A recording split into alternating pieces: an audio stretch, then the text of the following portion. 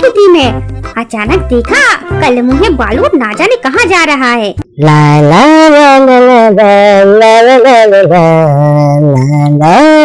ला ला ला ला। उस माल के ऊपर बहुत दिनों से गुस्सा थी मैं। उसके छत पर बैठते ही वो मुझे भगाने के लिए आ जाता था, इसलिए। शाम होने को है, जल्दी जाके पिंटू भैया के दुकान से चाय पीना है। बालू का पीछा किया मैंने, सोची थी चांस मिलते ही उसके सिर पे पट्टी करके भाग जाऊंगी, लेकिन अचानक दिखाई दिया। क्या तुम ही बालू हो? हाँ सर, बोलिए। अभी तुम्हें मेरे साथ थाने चलना पड़ेगा। लेकिन क्यों? वही चल के जान लेना। मैं भी मजा लेने के लिए उन लोगों के पीछे गई और पहुंच गई सीधा हाई कोर्ट और खिड़की के बाजू में एक पेड़ पे बैठ के मजा देखने लगी। आज का कोर्ट का कार्रवाई शुरू किया जाए वकील साहब।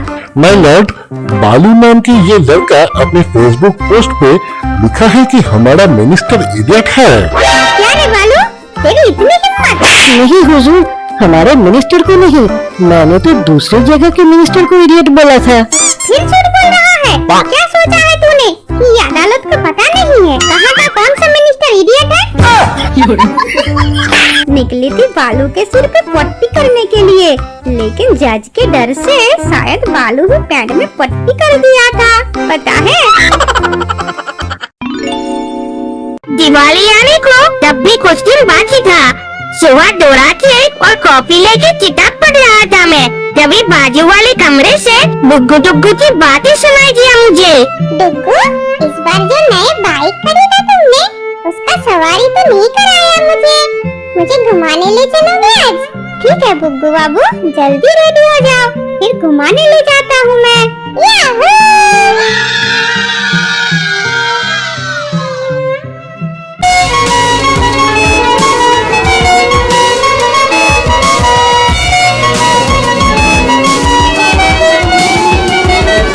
उन दोनों को देखकर मुझे भी बहुत बाहर जाने का मन हो रहा था, इसलिए मैं भी निकल पड़ा उन दोनों के पीछे पीछे।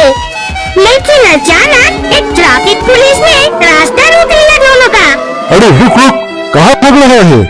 कहाँ से क्या हो गया, कुछ भी दिमाग में नहीं घुस रहा था। सोचा ही नहीं था कि कभी डुग्गू को इस हालत में देखना पड़ेगा। कोर्ट में हियरिंग के टाइम जरूर डुग्गू बहुत डरा हुआ था।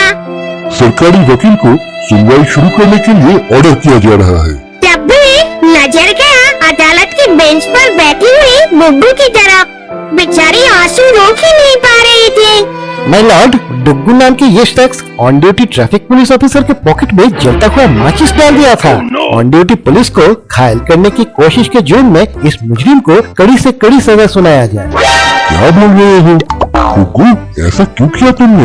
मैंने तो कुछ भी नहीं किया सर, डुग्गू को घुमाने ले जा रहा था मैं। बाइक नया, टायर नया, लाइसेंस भी था, हेलमेट भी था सिर पे। लेकिन अचानक वो पुलिस ने आके बोला पूजा का टाइम है, समझ रहा है ना, मेरा पॉकेट गरम कर दे, छोड़ दूंगा। इसीलिए तो मैंने सिर्फ उसका पॉकेट गरम करने का इंतजाम किया था हुजूर। हाँ क्या? अदालत में डुग्गू की बात साबित करने के लिए कोई परेशानी नहीं हुई, क्योंकि डोरेमोन वहाँ पे हाजिर था अपना मैजिक कैमरा गैजेट लेके। सब फोटोज और वीडियोस रिकॉर्ड किया हुआ था उसमें। डुग्गू देखो उस मोटू भैंस पुलिस को। अच्छा, अब जेल का रोड तोड़ना अच्छा हुआ, समझी डुग्गू बाबू। घूस लेने की तरह घूस देना भी एक जुर्म है, लेकिन टाइम आने पे भूल जाते हैं सब। सोमवार को बाजार जाने में मुझे थोड़ा लेट हो गया था, लेकिन अचानक हाई कोर्ट के सामने के रास्ते पे पुलिस का एक स्पेशल कार आते देख के रुक गया मैं। शायद कोई बड़ा क्रिमिनल को लाया गया आज।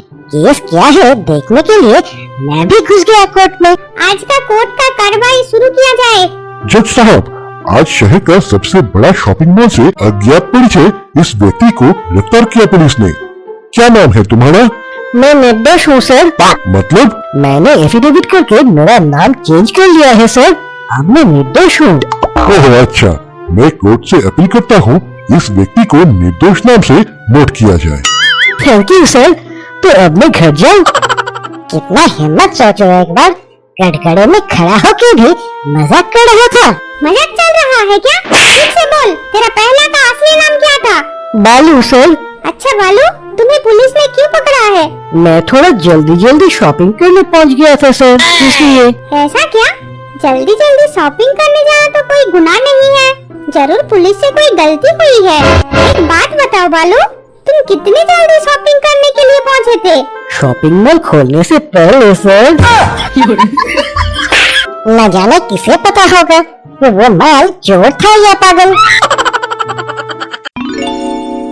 सुबह डुग्गू डुग्गू के घर के पास से गुजर रही थी मैं, अचानक जल्दी बुग्गू की तरफ आता है डुग्गू।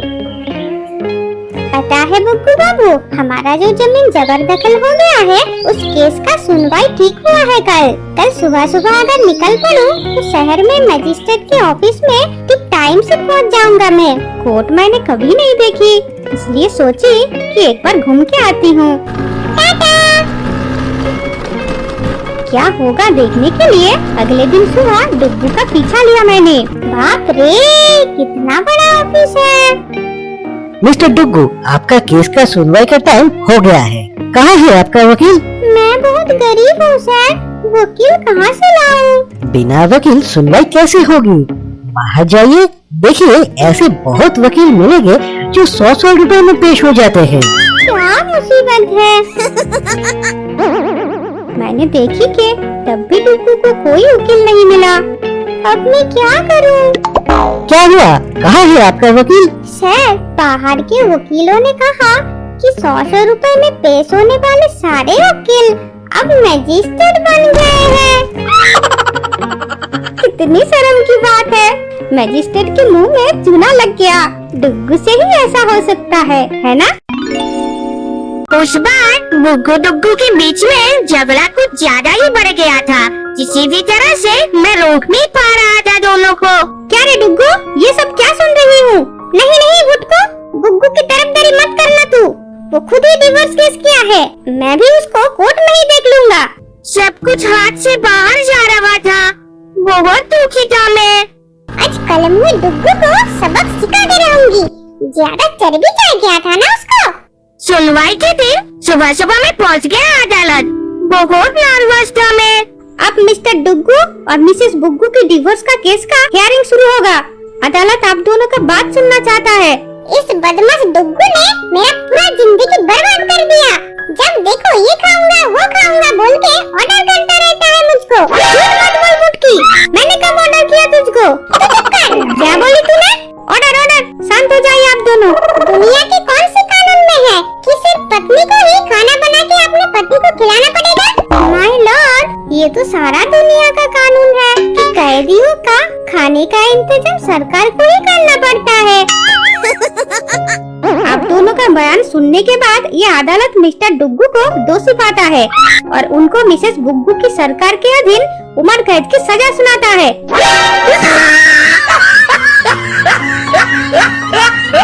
एक कहावत है ना, अंत भला तो सब भला, समझे दोस्तों? दोस्तों लाइक देना, दोस्तों